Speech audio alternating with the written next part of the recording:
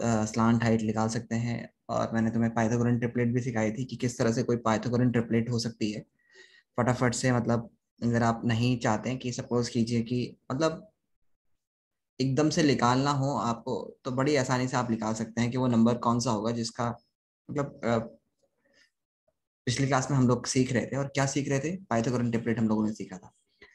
फिर भी हम लोग इस चैप्टर को अभी पढ़ रहे हैं, हम लोग यहाँ तक पहुंच चुके हैं और मोस्ट प्रोबेबली हम लोगों ने हर एक क्वेश्चन को प्रैक्टिस किया है अब तक। ठीक है, so let start studying the very important two important questions. ये क्वेश्चन थोड़े इंपॉर्टेंट है और इसको इस इंपॉर्टेंट इसलिए बोल रहा हूँ क्योंकि इस तरह के क्वेश्चंस आपके एग्जाम में आ सकते हैं। Okay, so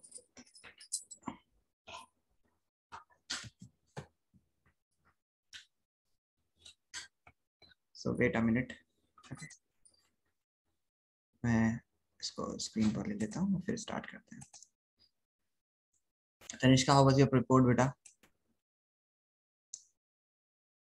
Is I'm audible? Yes, sir. कैसे गए तुम्हारे report? So my pre-boards? Pre board चल रहे थे, काफी दिन बाद आई ना, मैं इसलिए पूछ रहा था, मुझे लगा Yeah, yes, sir. Yes, sir. सो इतने दिन बाद मतलब क्यों लैग कर दी बेटा? हाँ,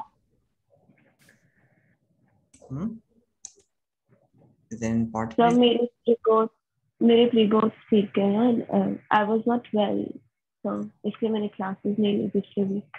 तो खैर ठीक है, अभी हम लोग बैकअप भी प्रोवाइड कर देंगे जो बच्चों का छूट गया है, क्योंकि अभी तो फिलहाल हम लोग सिलेबस को ही कंप्लीट करा रहे हैं। ठीक है, और उसके बाद बैकअप भी प्रोवाइड कर देंगे जिन बच्चों का छूट गया हुआ एक दो क्लासेस, मतलब कुछ इंपॉर्टेंट टॉपिक्स जो इंपॉर्टेंट होते हैं प्रोवाइड कर देंगे, क्योंकि बच्चे छुट्टियां करते हैं प्री बोर्ड में।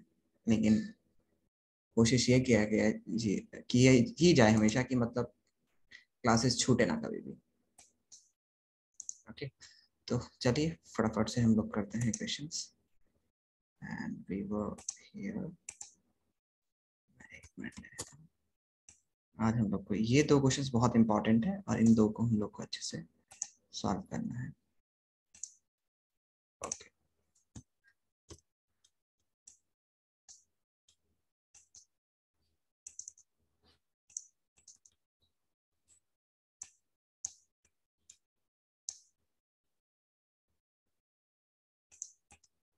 चलिए बेटा।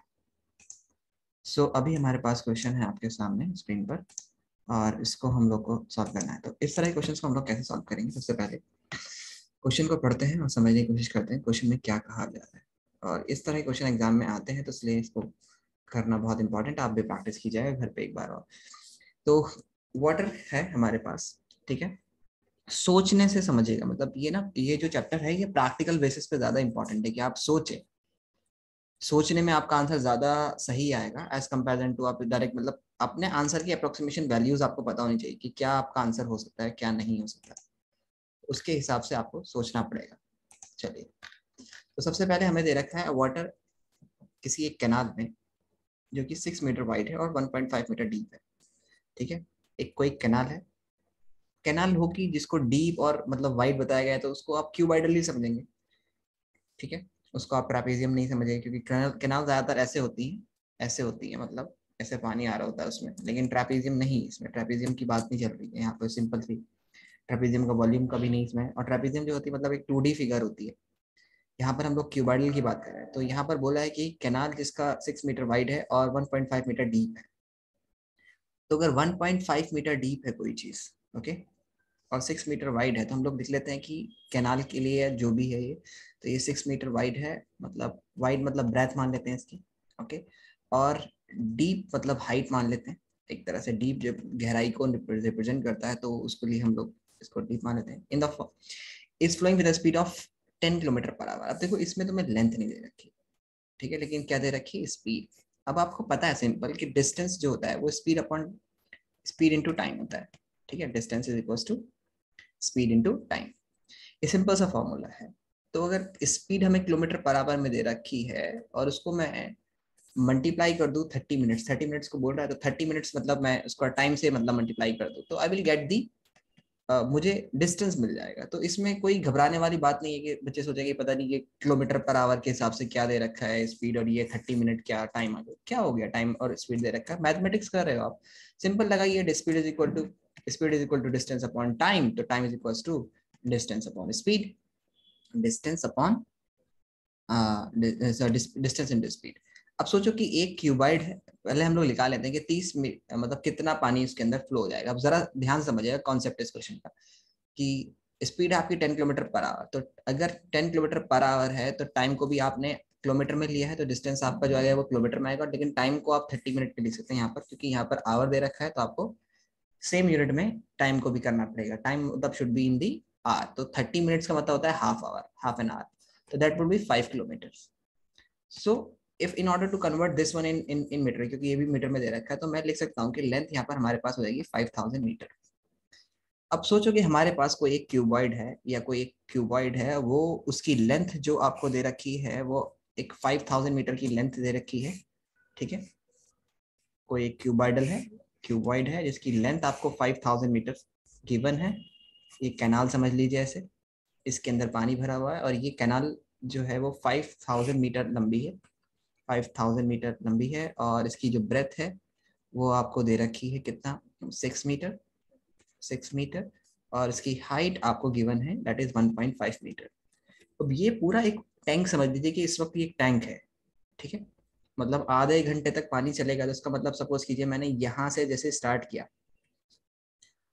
या मैंने जितना भी पानी मैं यहाँ से मैंने स्टार्ट किया, और इधर की तरफ पूरा फील्ड है, और ये पानी पूरा फील्ड में जा रहा है, एक फील्ड में जा रहा है, ठीक है, और ये पानी पूरा इसमें फील्ड में जा रहा है, और मैंने आधे घंटे तक इस कैनाल का ये शटर ऑन करके रखा, और सारा पानी मैं फील्ड में भेज रहा हूँ। तो जाहिर सी बात है जब मैं फील्ड में पानी भेजूंगा, तो आधे घंटे में ये कैनाल कितना कितना ट्रैवल करेगी, वही तो लेंथ होगा ना, मतलब उतना ही तो वॉल्यूम आएगा ना। मतलब कहने का मतलब ये है कि सपोज कीजिए कि आधे घंटे में ये कैनाल जितना भर सकती है खुद को, वो सारा पानी इसमें जा रहा है, और आधे घंटे में ये 6 मीटर तो ये वाइड है, 1.5 मीटर डीप है, और इस तरह से ये 5000 मीटर लंबी है। आधे घंटे के हिसाब से ये 5000 मीटर लंबा मतलब भर देगा, तो खुद ये सारा पानी इसके अंदर जाना है एक दूसरे इसमें। अब ये पूछ रहा है क्वेश्चन में कि कितना एरिया ये इरिगेट करेगी, मतलब कितना एरिया इसमें आएगा अगर 8 सेंटीमीटर आपको स्टैंडिंग पानी चाहिए, यानी आपको पानी की जो थिकनेस है, यानी इसके ऊपर पानी जो है, तो ये भी एक क्यूबॉइड की तरह बन जाएगा। खेत में अगर तुम एक सोचो कि एक बर्फ का टुकड़ा आपको, बर्फ समझ लीजिए, सॉलिड आइस, उससे ज्यादा अच्छे समझ जाएंगे आप, कि आपको 8 सेंटीमीटर ऊंची बर्फ चाहिए, तो इस पूरे एरिया को, जो कि आपको मतलब ये कोई एरिया है या फील्ड है, उस फील्ड के ऊपर आपको 8 सेंटीमीटर थिक मोटी वो चाहिए, बर्फ चाहिए, तो आपको कितनी मोटी, कितनी जगह में ये पूरा पानी इसमें आ जाएगा, मतलब कितनी मोटी बर्फ इससे बन जाएगी। इस तरह समझ लीजिए, या सिंपल आप ऐसे समझ लीजिए कि इसका वॉल्यूम जो होगा, यानी कि इस कैनाल का जो वॉल्यूम होगा पानी का, वो बराबर होगा इस फील्ड में जितना पानी गया उसका वॉल्यूम का, फील्ड वॉल्यूम का। अब सिंपल सी बात है, ठीक है, फील्ड में जितना गया और कैनाल का वॉल्यूम जो है वो बराबर है, पानी तो पूरा आधे घंटे तक इसी में आया है। तो ये भी अब आपको पता है कि एरिया पूछा है, तो एरिया वॉल्यूम क्या होता है, किसी भी क्यूबॉइड का वॉल्यूम क्या होता है, वॉल्यूम होता है क्यूबॉइड का area of base into height, area of base into height, ये होता है वॉल्यूम। यानी कि कैसे, L इंटू बी, ये क्या होता है, एरिया ऑफ बेस, जैसे ये लेंथ हो गया और ये ब्रेथ हो गया, तो नीचे का बेस का एरिया कितना होगा, एक लेंथ इंटू ब्रेथ होगा कि नहीं होगा, बोलो, लेंथ इंटू ब्रेथ। तो लेंथ इंटू ब्रेथ क्या होता है, area of base into height. किसी भी चीज का जो वॉल्यूम होता है वो, अगर वो यूनिफॉर्म यानी रेगुलर फिगर है, कौन वगैरह की बात नहीं कर रहा हूँ, जैसे अगर आप समझ रहे हैं ये हमारे पास सिलेंडर है, रेगुलर सिलेंडर है, ठीक है, तो इस सिलेंडर का भी वॉल्यूम क्या होगा, पाई आर स्क्वायर क्या है, इसका बेस, ये बेस है इसका, इंटू एच इसकी हाइट। तो area of base into height जो होता है वो वॉल्यूम होता है। सो हम लिख देंगे यहाँ पे कि volume of canal water is equals to volume of, अरे यार, is equals to volume of water in the field, field में जो पानी होगा उसका। अब कैनाल का तो आपको पता है L into B into H is equals to, ये हो गया तुम्हारा एरिया ऑफ बेस जो भी फील्ड का है, बेस मतलब फील्ड, इनटू हाइट, कितनी हाइट आपको,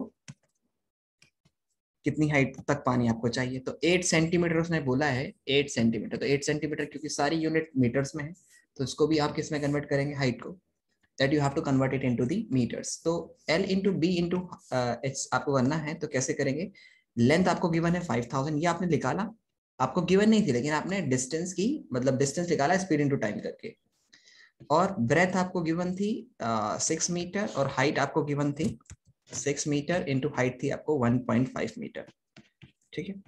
और इसको 1.5 को बेटर है कि मैं 3/2 लिख दूं, 3/2 is equal to area of base आपको निकालना है, यानी एरिया ऑफ बेस यानी एरिया ऑफ फील्ड आपको कैलकुलेट करना है कि कितना एरिया तक वो करेगी। अगर आपको 8 सेंटीमीटर ऊंचा स्टैंडिंग पानी चाहिए, तो 8 सेंटीमीटर जब पानी स्टैंडिंग होगा तो जाहिर सी बात है एरिया ऑफ बेस जो होगा वो कितना दे रखा है, 8 सेंटीमीटर। 8 सेंटीमीटर को मुझे 100 से डिवाइड कर देता हूँ, that would be in meter. अब आप इसको सॉल्व करके मुझे बताइए फटाफट से कि कितना आंसर आएगा इसका। फटाफट से सॉल्व कीजिए और मुझे बताइए कितना एरिया वो इरिगेट करेगा।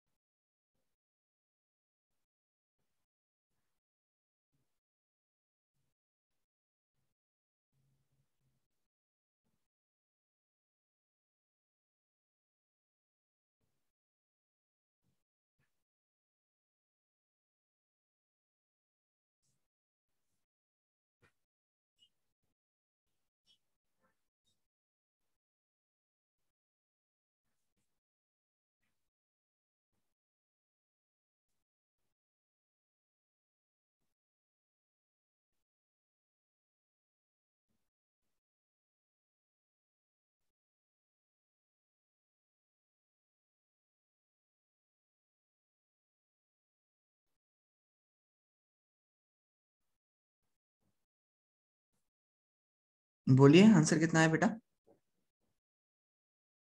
Tell me. बहुत ही सिंपल आंसर है इसका, you can cut it, you can get 3, ठीक है। डोंट मल्टीप्लाई, यहाँ पर मल्टीप्लाई अभी नहीं करना है, ओके कभी आप करना शुरू कर दे। Area of field is equals to 5000 into 3 into 3 into 100 upon into 100 upon 8, ठीक है। क्योंकि ये इस तरफ जाएगा तो 10 से मल्टीप्लाई, 100 से मल्टीप्लाई नीचे 8 आ जाएगा, इस तरह से हो जाएगा। उसके बाद आपको पता है कि 8 से ये पूरा कंप्लीट डिवाइड कर जाएगा, ये 10 होगी 25 टाइम्स, 4 से कट करेंगे तो ये 2 टाइम्स, इसको कट करेंगे तो ये विल गेट 2500। तो 25 की 25 से मल्टीप्लाई कर दे तो 625 आता है, 00, और उसकी 9 से मल्टीप्लाई कीजिए, उतने मीटर स्क्वायर एरिया को कर देगा कवर, समझ आया? Yes sir. और उसके बाद इसको अगर हेक्टेयर में करना है तो आप इसको 10,000 से डिवाइड कर दीजिए, ठीक है। सो मतलब 10,000 meter square, 10,000 meter square is equals to होता है 1 hectare, okay. 10,000 meter square is equals to 1 hectare होता है। तो हेक्टेयर में भी इसका शायद आंसर गिवन हेक्टेयर में, तो मल्टीप्लाई कर लीजिए, कर लोगे, कोई दिक्कत तो नहीं है ना बेटा? No sir. ठीक है, चलो नेक्स्ट क्वेश्चन पर चलते हैं फटाफट से। सो नेक्स्ट क्वेश्चन हमारे पास है, if farmer connect a pipe, एक फार्मर है उसने एक पाइप को कनेक्ट किया है, इंटरनल डायमीटर उसका कितना गिवन है 20 centimetre, from a canal into a cylindrical tank in her field, अपने फील्ड में। मतलब एक इंटरनल डायमीटर का पाइप है, इसकी इंटरनल डायमीटर 20 सेंटीमीटर है, उसको एक फ्रॉम एक कैनाल, मतलब एक कैनाल से कनेक्ट किया है, एक नहर जिसको बोलते हैं उससे कनेक्ट किया है, इनटू अ सिलेंड्रिकल टैंक, उसके पास कोई सिलेंड्रिकल टैंक होगा, स्टोरेज टैंक होगा, इन हर फील्ड, अपने फील्ड में, ठीक है। अब ये कह रहा है which is 10 meter in diameter, जो कि मतलब डायमीटर अब ये मीटर में है, वो 20 सेंटीमीटर है, मतलब सिलेंड्रिकल टैंक है और सिलेंड्रिकल ही पाइप है, ठीक है। और 2 मीटर डीप है। If the water flows at the pipe 3 kilometer per hour की स्पीड से वाटर फ्लो कर रहा है, how much time will it take to fill, कितना टाइम लगेगा उसको फिल करने में। तो इस क्वेश्चन को भी हम लोग ले लेते हैं और करते हैं इसको भी। एक मिनट।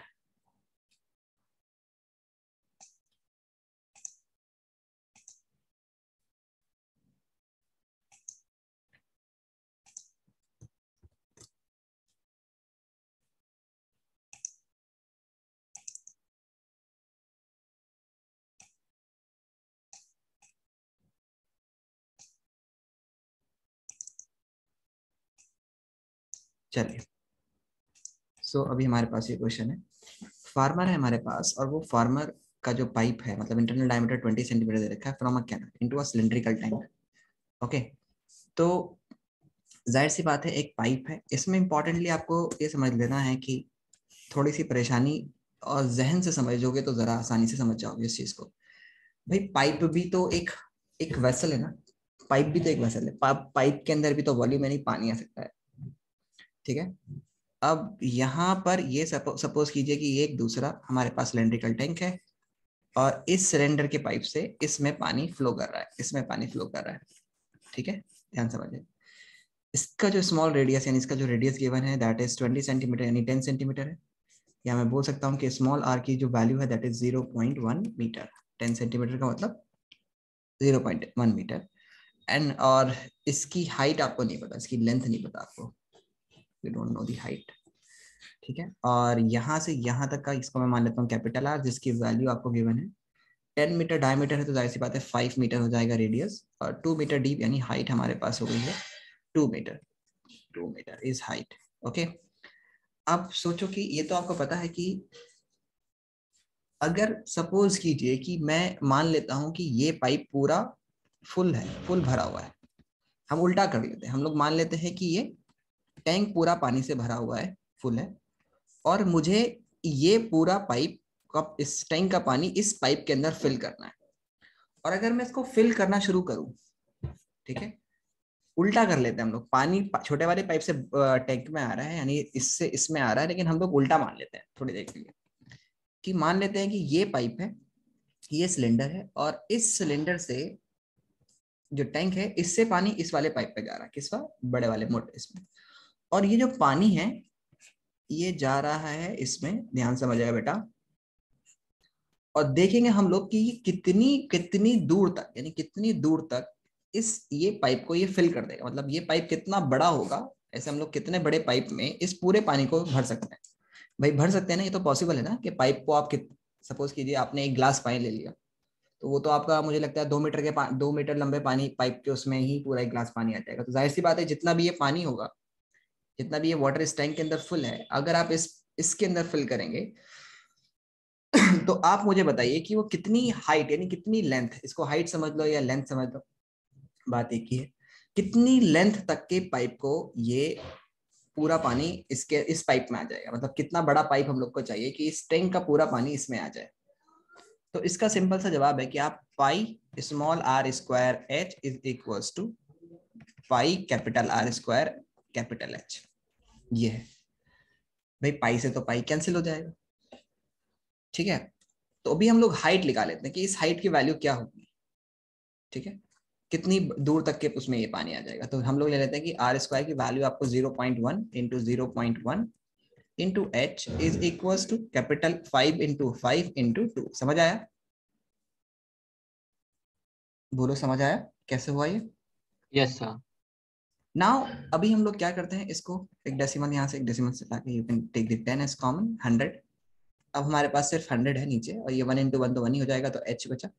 और ये हमारे पास 5 इंटू 5 इंटू 2 सब मीटर में हमारे पास, ये इंपॉर्टेंट याद रखिएगा, यूनिट कन्वर्जन सेम होनी चाहिए, या तो सभी को सेंटीमीटर में लेते हैं या सभी को मीटर में लेते हैं, ठीक है, इंटू 100, ये 100 इस तरफ आ जाएगा। तो अभी हमारे पास h की जो वैल्यू आएगी दैट वुड बी 25, 25 इंटू 2 5 मतलब 50, 50 इंटू 100 5000, 5000 मीटर। समझ आया? जी सर। अब 5000 मीटर ये पाइप है, ठीक है, 5000 मीटर ये लंबा पाइप है, और यानी ये अगर मैं इस टैंक को पूरा फिल कर देता हूं तो ये 5000 मीटर लंबा पाइप में फिल हो जाएगा। अब इस पाइप में जो स्पीड से पानी आ रहा है हम लोग मान लेते हैं कि उतनी ही स्पीड से इसमें हम डाल रहे हैं पानी, यानी 3 किलोमीटर पर आवर की स्पीड से इसमें आ रहा है, हम लोग मान लेते हैं कि टैंक से भी इतनी स्पीड से जा रहा है। तो 3 किलोमीटर पर आवर की स्पीड से ये बताइए कितने टाइम में ये 5000 मीटर कवर हो जाएगा। आप मुझे बताइए कि अगर पानी की इसमें डालने की स्पीड 3 किलोमीटर पर आवर है तो बताइए 5000 मीटर पानी कितनी देर में इस पाइप में आ जाएगा। 1 घंटे में 3 किलोमीटर चलता है, तो बताइए कितना आएगा।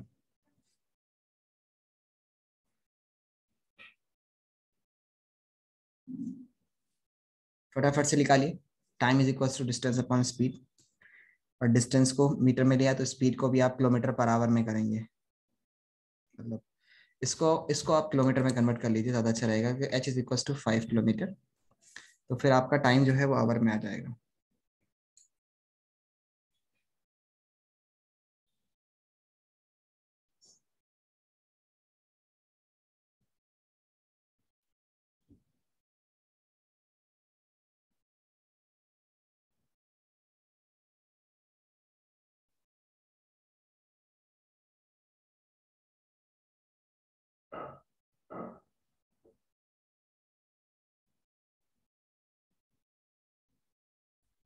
तो स्पीड इज इक्वल टू कितना होता है बेटा, डिस्टेंस अपॉन टाइम। तो आपको टाइम निकालना है, तो time is equal to distance upon speed. तो टाइम कितना है और डिस्टेंस, तो डिस्टेंस हमारे पास आ जाएगा बेटा कितना, डिस्टेंस इज 5 किलोमीटर दे रखा है, तो 5 किलोमीटर ले लीजिए। स्पीड आपको 3 किलोमीटर पर आवर, दोनों किलोमीटर में है तो किलोमीटर में, और स्पीड आपकी आवर्स में, तो टाइम आपका आवर्स में आएगा।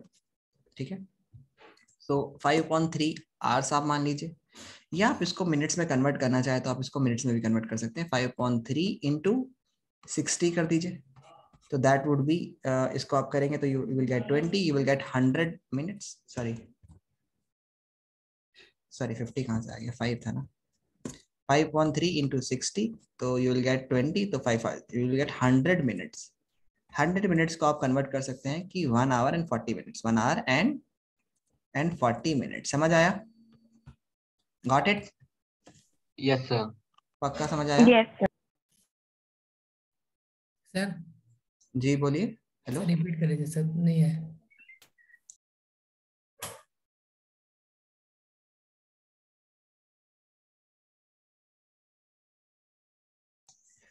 So now you got it. देखो मैं बताता हूँ आपको कि रिपीट में मैं समझा देता हूँ कि इस तरह के क्वेश्चन को कैसे करना होगा।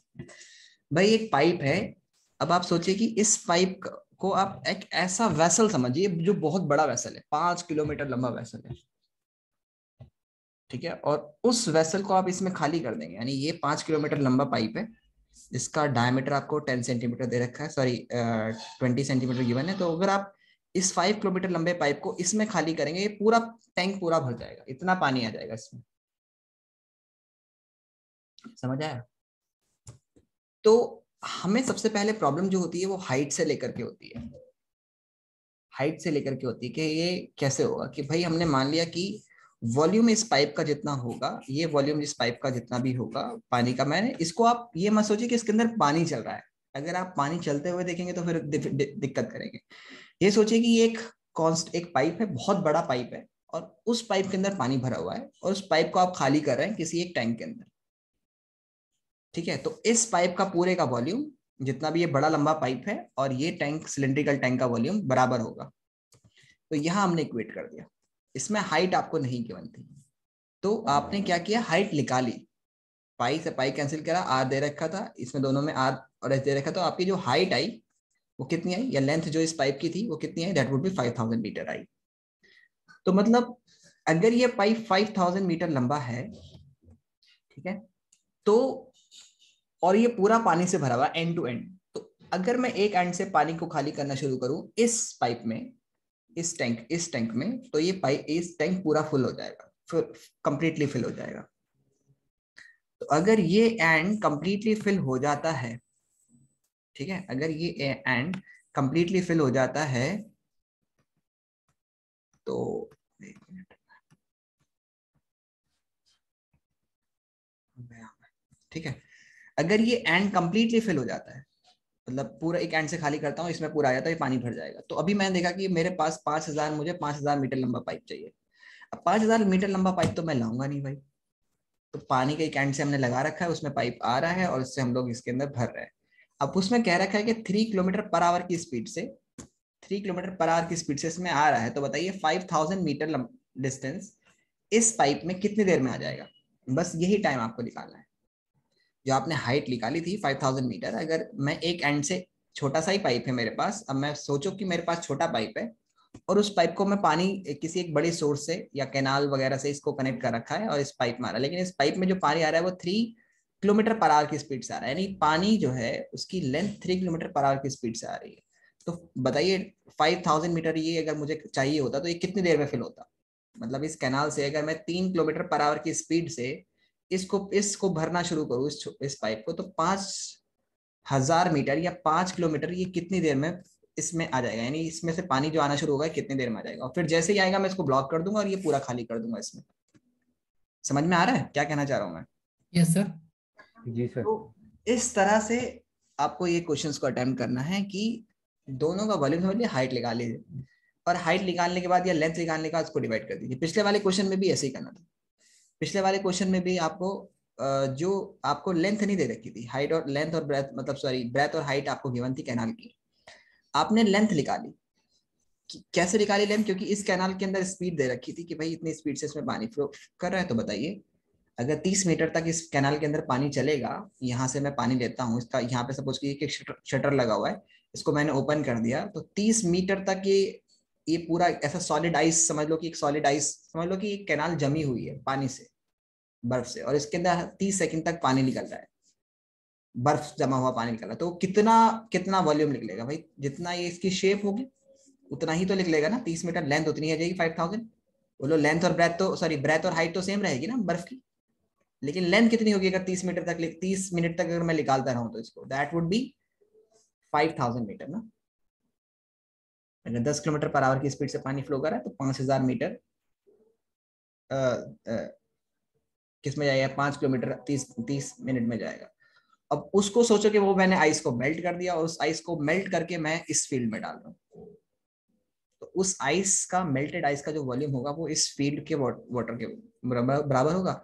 अब एरिया तुम्हें पता है कि वॉल्यूम ऑफ दिस कैनाल जो भी पानी का था वो बराबर होगा area into height of base, area of base into height.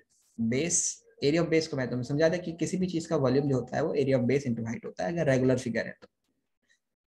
So base का एरिया आपको निकालना है, हाइट आपको दे रखी थी 8 सेंटीमीटर, यानी कि स्टैंडिंग पानी जो चाहिए आपको 8 सेंटीमीटर, तो समझ लो कि वो ऐसे पानी इतना ऊंचा है, उसकी लेंथ भी है और ब्रेथ भी है। समझ आया? Yes sir. कर लोगे इस तरह के क्वेश्चन, कोई दिक्कत तो नहीं है ना? ओके चलो, अब नेक्स्ट क्वेश्चन पर चलते हैं हम लोग। फ्रस्टम ऑफ कौन नहीं आ रहा है इस बार के उसमें, क्या सभी को ये इंफॉर्मेशन मतलब क्लियर है या फ्रस्टम भी करें? बोलिए। फ्रस्टम में वैसे कुछ ऐसा है नहीं खास, बहुत ही सिंपल सी वो है, कोई ऐसा इतना वो नहीं है कि हाँ जी आपको समझ नहीं आएगा या बहुत मुश्किल चीज है। सिंपल सा फॉर्मूला है भाई, सिंपल सा फॉर्मूला है, ठीक है।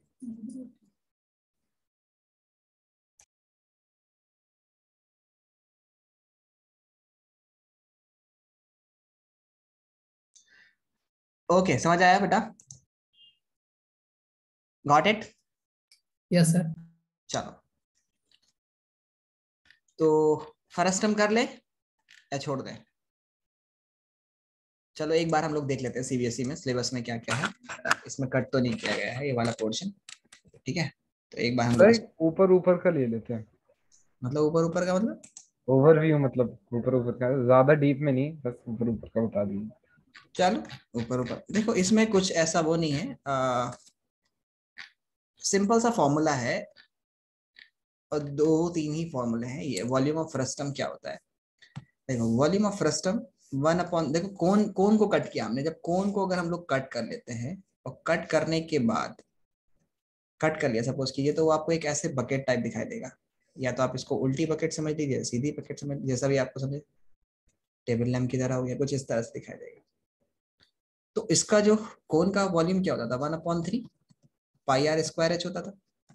इसका भी मिलता ही मिलता है थोड़ा सा, बस कितना तो आसान हो जाएगा, 1/3 तो हमें लेने देना है, पाई भी लेना है, ठीक है, और एच भी लेना है। एच मतलब अब इसकी हाइट, ये वाली जो हाइट है ये वाली, ओके, एच और ब्रैकेट में R1 का स्क्वायर, यानी इसमें दो रेडियस होते हैं, एक नीचे का रेडियस एक ऊपर का रेडियस, तो R capital R square plus small r square. तो देखो R स्क्वायर था ना, तो इसमें भी यहाँ पर स्क्वायर आएगा, प्लस R इंटू R, ये हो गया वॉल्यूम का। कट सरफेस एरिया क्या होगा भाई? कट सरफेस एरिया में क्या होता था कट सरफेस एरिया? कौन का कट सरफेस एरिया, नॉर्मल कौन का कट सरफेस एरिया होता था? पाई आर एल। भाई तो इसमें पाई आर एल चाहिए ना आपको, तो इसमें क्या होता है, पाई एल तो रहेगा, यानी स्लांट हाइट तो रहेगी ये वाली, ठीक है, एल, और उसके साथ साथ R1 प्लस R2 हो जाता है। लेकिन इसका जो आर है वो आपका, मतलब जो इसका एल की जो वैल्यू है वो नॉर्मल वाले कोण में तो आपका निकलता था कि अंडर रूट ऑफ, जो एल की वैल्यू होती थी वो होता था तुम्हारा रेडियस का स्क्वायर प्लस हाइट का स्क्वायर अंडर रूट में। लेकिन इसमें क्या होता है कि हाइट का square plus R2 minus R1 का स्क्वायर, यानी capital R minus small r का स्क्वायर, ये इसका एल की वैल्यू है, ठीक है। अब कट सरफेस एरिया कौन का, तो इसमें क्या हो जाएगा, पाई पाई एल तो कॉमन ही है, ठीक है, और यहाँ पर आपका आ जाएगा आर है ना, तो स्क्वायर नहीं है यहाँ पर, देखो यहाँ पे पहले उस वाले में स्क्वायर था, पाई आर स्क्वायर, तो यहाँ पे आर का स्क्वायर प्लस आर मतलब capital R square plus small r square plus R into r. लेकिन यहाँ पर क्या है, यहाँ पर प्लस ही करना है, simple are capital R plus small r plus खत्म, ये इसका फॉर्मूला हो गया। उसके बाद टोटल सरफेस एरिया तो पता ही है तुम्हें भाई, टोटल सरफेस एरिया में आपको ये वाली फेस भी इंक्लूड करनी, नीचे भी, तो एक इसमें टोटल सरफेस एरिया के लिए इस कट सरफेस एरिया में ऊपर का कैपिटल R स्क्वायर एक ऐड कर लीजिए और स्मॉल r स्क्वायर एक ऐड कर लीजिए, पाई स्मॉल r स्क्वायर नीचे का या ऊपर का कैपिटल, नीचे का आपने कैपिटल R लिया है, ऊपर का स्मॉल r लीजिए, दो एरिया आपको ऊपर का और नीचे का सर्कुलर एरिया ऐड करना पड़ेगा। अब चाहे तो आप इसको कॉमन ले सकते हैं, कॉमन लेके भी कर सकते हैं, तो कॉमन जब आप इसमें से पाई कॉमन ले लेंगे सब में से, तो या फिर आप ऐसे ऐसे कर लीजिए। समझ आया? चलो एक दो क्वेश्चन प्रैक्टिस कर लेते हैं और फिर देखते हैं। वैसे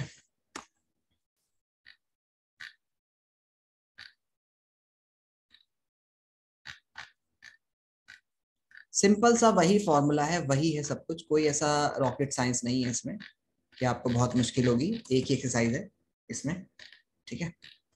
तो चलो कर लेते हैं, एक दो क्वेश्चंस कर लेते हैं इसके जो इंपॉर्टेंट होते हैं। चलो एक क्वेश्चन तो करते हैं हम लोग फिफ्थ, और एक क्वेश्चन था फैज वाला, ये वाला क्वेश्चन करते हैं, ये दो क्वेश्चन करते हैं। ये कह रहा है कि एक फेज कप देखा, phase the cup shape Turkish लोगों को तुमने देखा होगा, उनकी जो टोपी होती है वो कुछ ऐसी सी होती है, जैसे ये दिख रही है ना, ये ऐसी टोपी होती है, टर्किश लोग पहनते हैं, तुम देखा भी होगा।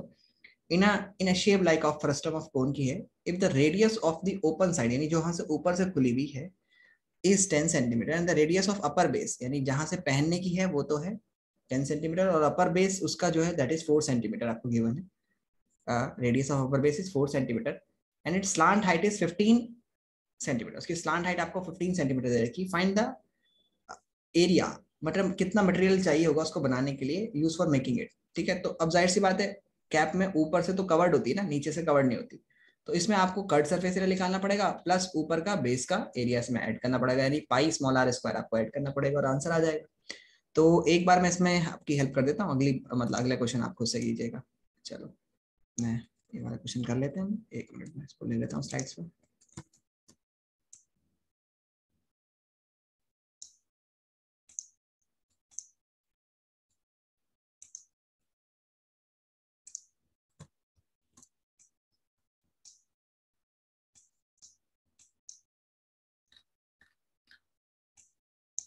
चलिए, तो यहाँ पर आपको क्वेश्चन है आपके पास, इसका क्वेश्चन को सॉल्व करते हैं। तो फेज कप आपका जो है दैट इज कुछ इस तरह से है, मतलब कैप जो है वो आपकी टर्किश कैप, और उसका जो कैपिटल मतलब ओपन साइड का रेडियस इज 10 सेंटीमीटर है और ऊपर का 4 सेंटीमीटर है, दिस इज 4 सेंटीमीटर। उसकी स्लांट हाइट आपको जो गिवन है दैट इज 15 सेंटीमीटर, 15 सेंटीमीटर।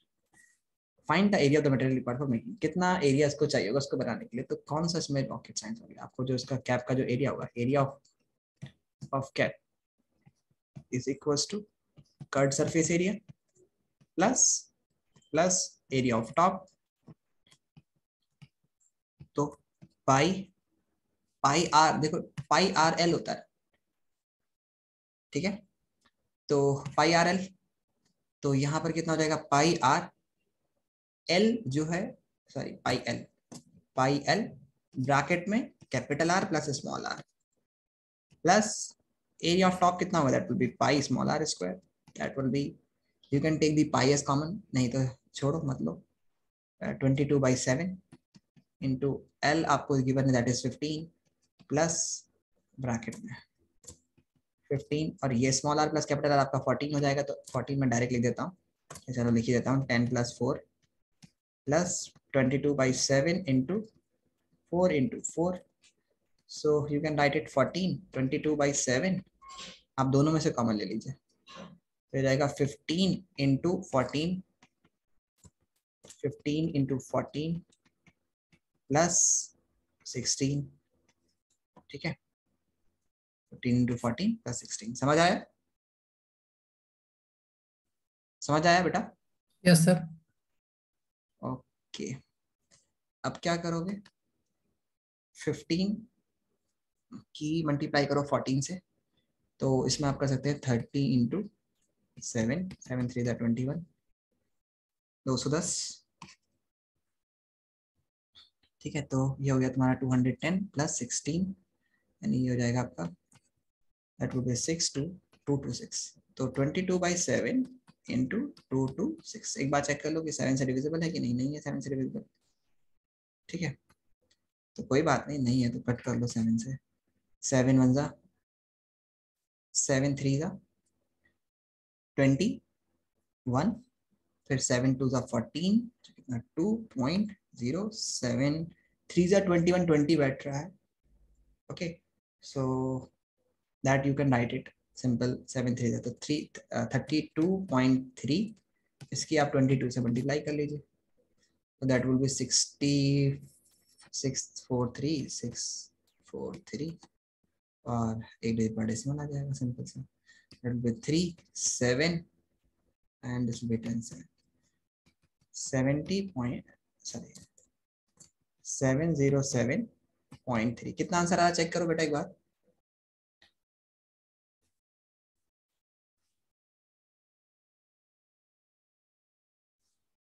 एक बार चेक करें इसका आंसर कितना आ रहा है,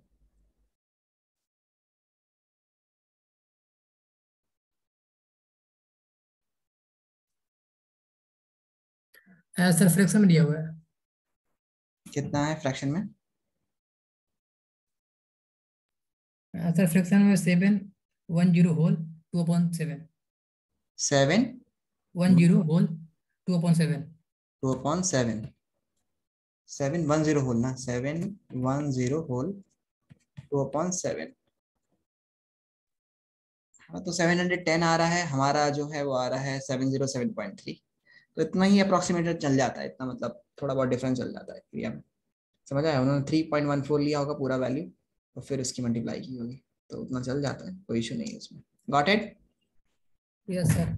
चलो अब नेक्स्ट क्वेश्चन में हमारे पास आता है 2/3 का मतलब क्या होगा, 6.6, तो इसका मतलब हुआ कि दैट इज 710.2.66 है, कोई नहीं, चलो आगे चलते हैं, नेक्स्ट क्वेश्चन और देख लेते हैं, एक क्वेश्चन ये है हमारे पास, तो इसको भी देखो जरा, द फ्रस्टम मेटलिक फ्रस्टम, ये वाला क्वेश्चन करो जरा सभी बच्चे, मेटलिक राइट सर्कुलर कोन जो कि कितना है बेटा 20 सेंटीमीटर हाई है and whose vertical angle is cut into, मतलब उसके वर्टिकल मतलब उसको कट किया गया है ऊपर से और 60 के उससे कट किया गया, मतलब 60 डिग्री से उसको कट किया गया है, ठीक है, cut into 2 parts at the middle of the height, मतलब मिडिल ऑफ द हाइट से उसको कट कर दिया गया है, ठीक है, if the frustum is obtain drawn into the wire, मतलब उसको वायर में ड्रॉन करना है और इसका जिसका डायमीटर 1.6 हो, तो लेंथ ऑफ द वायर बताइए कितना होगा, ठीक है, तो वायर जो होगा जाहिर सी बात है सिलेंड्रिकल वायर होगा, हम उसको सिलेंड्रिकल वायर ही समझेंगे, सो इसको हम लोग करते हैं, चलो एक बार, ओके, मैं इसको क्वेश्चन को ले लेता हूँ,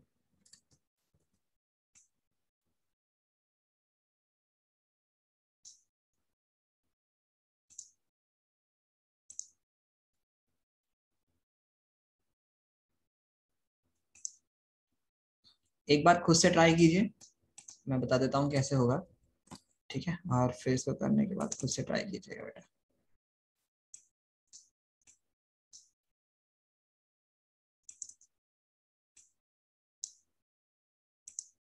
चलिए, सो यहाँ पर आपके सामने क्वेश्चन गिवन है। चलो, मेटलिक वायर है जिसकी राइट सर्कुलर मतलब कोन है जो कि 20 सेंटीमीटर हाई है और उसको बीच में से कट किया गया है। तो जाहिर सी बात है, जब उसे बीच में से कट कर देंगे तो पहले हम लोग देखो ध्यान से, हम लोग को क्या करना है, ये कितना है, दैट इज 20 मीटर हाई। जब ये 20 सेंटीमीटर हाई होगा और इसको आपको वर्टिकल एंगल, जिसका मतलब ये एंगल आपको 60 डिग्री दे रखा है, तो जाहिर सी बात है जब इसको आप पैरेलल कट करोगे तो यहाँ भी 60 डिग्री एंगल होगा। बोलो होगा कि नहीं होगा? मतलब उसका वर्टिकल एंगल एंड हुज, नहीं वर्टिकल एंगल, हाँ वर्टिकल एंगल इज, मतलब वर्टिकल से उसका एंगल कितना है बेटा, 60 degree. Is cut into two parts, middle से उसको कट कर दिया गया है। तो जाहिर सी बात है नीचे की जो ये हाइट होगी, ये कितनी होगी, 10 सेंटीमीटर होगी कि नहीं होगी? बोले फ्रस्टम की जो कोन, कटेड कोन होगी, अगर उसको मिडिल में से कट कर दिया गया, उसकी हाइट अगर टोटल 20 थी, बीच में से कट किया गया तो 10 आ जाएगी। बोलो यस सर। आएगी 10। ओके, अच्छा ये ऊपर का पोर्शन में मान लेता हूँ जो कट किया गया है इससे। ओके, तो ये अगर 60 डिग्री एंगल है, ये 10 है, तो ये बताओ ये वाला कितना होगा? ये 60 डिग्री एंगल है, तो ये कितना आ जाएगा बेटा? रेडियस बताओ कितना होगा, बोलो रेडियस कितना होगा? सर 10 थीटा लगाना पड़ेगा ना। हाँ 10, तो कितना आ जाएगा? 10 60 इज इक्वल्स टू होगा आपका 10 अपॉन आर, स्मॉल आर मान लेते हैं इसको, ठीक है, ये वाला स्मॉल आर हो गया। तो 1060 की वैल्यू होती है √3 is equals to 10 upon r, तो आर की वैल्यू आपके पास आ जाएगी, दैट वुड बी 10√3। समझ आया? और इसी तरह से ये तो आपका जो आया है, ये कितना आया है, small r, that is 10√3। Okay, अब आप मुझे बताइए कि ये वाला लेने के लिए आप क्या करेंगे, ये वाली हाइट लेंगे कि पूरी 20 लेंगे? पूरा 20 लेंगे ना हाइट, क्योंकि एंगल, राइट एंगल ट्रायंगल जो बनेगा नीचे वाले फ्रस्टम के लिए, रेडियस निकालने के लिए आपको, कैपिटल आर निकालने के लिए आपको पूरा कोण मानना पड़ेगा, जिसका ये वाला एंगल 60 डिग्री है और ये आपका अब 20 है, 10 मत मानिएगा इसको, क्योंकि ये राइट एंगल ट्रायंगल है ही नहीं। राइट एंगल ट्रायंगल तो पूरा होगा ना, तो ये वाला इसमें अगर आप लगाते हैं पाइथागोरस से 10, तो अगर ये पूरा 20 है तो कैपिटल आर कितना होगा, दैट वुड बी दी 10, मतलब वही आ जाएगा। अभी जैसे स्मॉल आर जो आया था वो आपका 10 अपॉन √3 आया था, तो कैपिटल आपका आर आ जाएगा आपका 20 अपॉन √3। समझ आया? यहाँ तक जिसको समझ नहीं आया मुझे बोलो, बोलो किसी को समझ नहीं आया तो मुझे, मैं फिर से समझाता हूँ। बेटा समझ आया आप लोग को? Yes sir. ओके, चलिए अब हमारे पास कैपिटल आर की वैल्यू कितनी है, सेंटीमीटर में है सब। ये यूनिट्स का बहुत ध्यान रखना है आपको, यूनिट्स का बहुत ध्यान रखना है, यूनिट सेम होनी चाहिए सब में, ठीक है। उसके बाद अब आपने इसका जो वॉल्यूम होगा, ये जो वॉल्यूम होगा किसका, फ्रस्टम का, वॉल्यूम ऑफ फ्रस्टम, इसको आपने मेल्ट किया और वायर बना दिया, तो equals to volume of cylinder, volume of cylindrical wire, volume of cylindrical wire, cylindrical wire के बराबर होगा, ठीक है। तो फ्रस्टम का वॉल्यूम कितना होता है, दैट इज पाई, इससे याद रख सकते हो तो कि पाई आर स्क्वायर एच होता है, 1/3 पाई आर स्क्वायर एच होता है नॉर्मल वाला कोन का, तो इसका कितना हो जाएगा 1/3 एच, तो आएगा common, capital r square plus small r square plus capital r into small r. Okay, और ये हो जाएगा तुम्हारा पाई आर स्क्वायर एच, तो ये आपका कितना हो जाएगा, that would be the pi r square h होता है तुम्हारा सिलेंडर का, ठीक है। तो यहाँ पर मैं आर सिलेंडर ले लेता हूँ, आर सिलेंडर, ठीक है, into H is the height of the cylinder, height of the cylinder. समझ आया? मतलब वायर की हाइट जो भी है, लेंथ ऑफ द वायर, या मैं इसको लिख देता हूँ into length of the wire, length of wire. समझ आया? Yes sir. Yes sir. यहाँ पर स्क्वायर लगेगा, पाई आर स्क्वायर है, ठीक है। अब पाई से तो पाई कैंसिल हो जाएगा और आपके पास अब बच रहा है r square plus capital r square, तो आपके पास आ रहा है 10 अपॉन ये 10/√3 का जब आप स्क्वायर करेंगे तो यू विल गेट 100/3। समझ आया? समझ आया? Yes sir. इसी तरह से ये वाला जो हो जाएगा, मतलब ये वाला, सॉरी नीचे वाला, तो ये वाला तो होगा 400/3, ये वाला होगा 100/3, और फिर जब आप 10√3 की मल्टीप्लाई करेंगे 20√3 से, तो यू विल गेट 3 × 3 √3 हो जाएगा, और ये 200 हो जाएगा। समझ आया? तो आपके पास बचेगा 1/3 इंटू हाइट इज, जो फ्रस्टम की हाइट है, फ्रस्टम की हाइट 10 बची हुई है, तो उसको आप 10 लीजिएगा, 20 मत लीजिएगा। ध्यान से एकदम करना है कैलकुलेशन, क्योंकि उसने मिड से कट कर दिया था, पूरे की 20 थी कोन की, तो कट किया था मिड से, तो 10 बची। उसके बाद आर स्क्वायर, यानी कि दैट वुड बी दी, मैं डायरेक्ट कर रहा हूँ, 100/3 हो जाएगा, प्लस 400/3 प्लस 400 लिख ही देता हूँ यार। आर आपका था 20/√3 का square, plus that would be 10/√3 का square, plus 20√3 into 100/√3 into r square. Radius जो है यहाँ पे सिलेंडर का कितना है बेटा? सिलेंडर का रेडियस आपको गिवन है, डायमीटर आपको गिवन है। अब डायमीटर आपको गिवन है तो बताओ इसका रेडियस कितना होगा, बोलो फ्रैक्शन में बताओ जरा मुझे, कितना रेडियस होगा? अगर डायमीटर 1/16 सेंटीमीटर है तो फ्रैक्शन में रेडियस कितना होगा, बोलो। अगर 1/16 डायमीटर है किसी उसका, तो उसका रेडियस कितना होगा फ्रैक्शन में, बताओ। सर 1/32। बिल्कुल, 1/32 इंटू 1/32। अच्छा, ये भी सेंटीमीटर में है, ये भी सब सेंटीमीटर में, into length of the wire. अब यहाँ पर लेंथ ऑफ द वायर आ गया, ये आ गया आपका लेंथ ऑफ वायर। अब कुछ नहीं करना है आपको, सिंपल सा, ठीक है, कुछ नहीं करना है। अब बस वैल्यूज को पुट करना है और आंसर ले लेना है। सो अभी आपका आ जाएगा 1/3 इंटू 10 इंटू, ये सब आप प्लस करेंगे तो ये हो जाएगा 400/3, ठीक है। ये आ जाएगा 100/3 यानी 500 हो गया, और ये आपका हो गया 200/3, तो ब्रैकेट में आपका ऊपर हो जाएगा 700/3। समझ आया? ये समझ आया कि 700/3 कैसे होगा?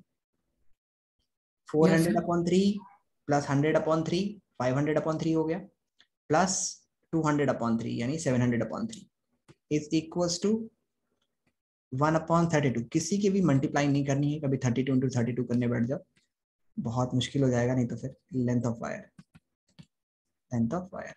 अब क्या करना है आपको? अब कुछ नहीं, बस अब लेके जाइए इधर इसको। ये हो जाएगा आपका 10 इंटू 700 इंटू 32 इंटू 32, ये 32 बेटा ऊपर चले जाएंगे दोनों, अपॉन 3 इंटू 3, ठीक है। ये जो आंसर आएगा, लेंथ ऑफ द वायर किस में होती है? सेंटीमीटर में, याद रखिएगा, लेंथ ऑफ द वायर इसमें सेंटीमीटर में आएगी। अगर आपको उसको मीटर में कन्वर्ट करना होगा तो आपको 100 से डिवाइड करना होगा, जाहिर सी बात है, ठीक है। तो उसको 100 से डिवाइड करके मीटर में ले लीजिए, तो आपका लेंथ ऑफ द वायर जो आएगा, अभी लेंथ ऑफ वायर आपका सेंटीमीटर में आएगा। याद रखिएगा, अगर सेंटीमीटर को मीटर में कन्वर्ट करना है तो सिंपल इसको, मतलब 1 सेंटीमीटर इज इक्वल्स टू, आप इसको मतलब किससे डिवाइड कर दीजिए, 100 से डिवाइड करिएगा, ठीक है। या हम बोल सकते हैं 100 से डिवाइड करना है आपको, 1 centimeter is equals to 1/100 meter में हो जाएगा। लेकिन अगर आपको इसमें सेंटीमीटर स्क्वायर दे रखा है तो इसको आपको फिर 10,000 से डिवाइड करना पड़ेगा, तब जा करके ये, मतलब ये याद रखिएगा, मतलब वैल्यूज को याद रखना है कि 1 सेंटीमीटर इज इक्वल्स टू होता है, sorry 1 meter is equals to होता है 100 सेंटीमीटर, लेकिन 1 meter square is equals to होता है 10,000 सेंटीमीटर स्क्वायर। इसी तरह से वॉल्यूम में है कि 1 meter cube is equals to होगा 10⁻⁶ सेंटीमीटर क्यूब। समझ आया? भूलना नहीं है यूनिट्स। अब क्योंकि ये लेंथ सेंटीमीटर में होती है, लेंथ एक 1 डायमेंशन है, एरिया होता तो हम लोग इसको सेंटीमीटर स्क्वायर में एरिया आता तो उसको हम लोग 10,000 से डिवाइड करते हैं मीटर स्क्वायर में लाने के लिए। लेकिन अभी जो एरिया दे रखा है वो किस में दे रखा है बेटा? It is only given in the centimetre, और लेंथ सेंटीमीटर में होती है, सेंटीमीटर स्क्वायर में तो होती नहीं, तो लेंथ आपका यहाँ पर आ जाएगा, और इनटू इसको 1000 से डिवाइड कर दीजिए, 100 से डिवाइड किया तो अब ये मीटर में हो गया। अब मीटर में करने का फायदा ये हुआ कि आप इसको 2 0 से 2 0 कट जाएंगे आपके। अभी आपका 9 बच रहा है, 9 तो ऊपर किसी हाल में बन ही नहीं रहा, मतलब मल्टीपल ही नहीं है। तो काम कीजिए, इसको आप 32 का स्क्वायर निकाल लीजिए। 32 का स्क्वायर कितना होता है? 1024। क्या 1296 होता है? 1296 होता है शायद से, चेक करना। 1296 1024 तो क्यूब होता है शायद से 12 का। सर 1024। 1024 किसका? 32 का yes square. Sir, yes sir. Okay चलो, 32 का स्क्वायर कितना आ गया? 1024। तो 1024 को आप इसको 3 से जब डिवाइड करेंगे ना, 10 से, मतलब इसको 7 से और मल्टीप्लाई कीजिएगा और फिर अब मुझे निकाल के बताइए इसकी लेंथ कितनी आ रही है आपकी, फटाफट से मीटर में आएगी। 7 से और मल्टीप्लाई कीजिए और फिर उतने ही करीब आइए, क्योंकि 10 से 9 को मतलब 10 को 9 से डिवाइड करना अप्रोक्सीमेट 1 टाइम्स या 1.1 टाइम्स ही करीब आएगा। तो इसका आंसर अप्रोक्सीमेशन कितना आना चाहिए आपका? अप्रोक्सीमेट आंसर जो आना चाहिए वो कितना आना चाहिए? सो अगर हम लोग लेते हैं 32 का, तो 1024 इंटू 7 करोगे, ठीक है। एट 7 से क्यों कर रहे हैं हम लोग इसको 10 से मल्टीप्लाई कर देते ना, आसान हो जाएगा। और 7 से 3 को डिवाइड कर लेंगे तो हमारे पास आ गया 10240 इंटू, अब 7 को 9 से डिवाइड करते हैं तो 9 पॉइंट लाएंगे 0, 7 9 जा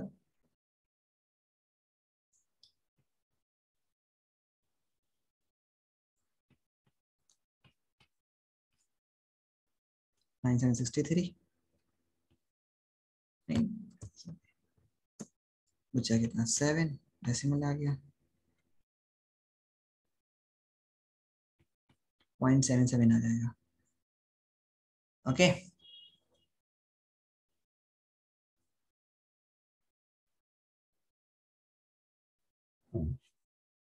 पॉइंट 77, तो आप इसकी मल्टीप्लाई 0.77 से कर लीजिए। जो आंसर आएगा वो उतना लंबा वायर होगा मीटर्स में।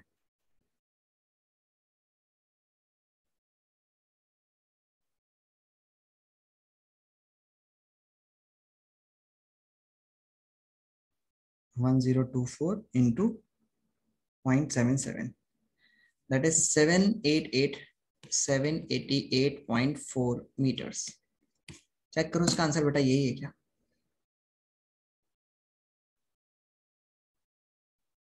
Sir 7964.4 metre. 796, हाँ वो चलता है उतना कैलकुलेशन में। अप्रॉक्स लिखना होगा आपको, जब भी आप डेसिमल्स में जाएंगे तो अप्रॉक्स लिखना होगा। ओके तो एग्जैक्ट कैलकुलेशन है, इसमें तो कोई गड़बड़ी नहीं है।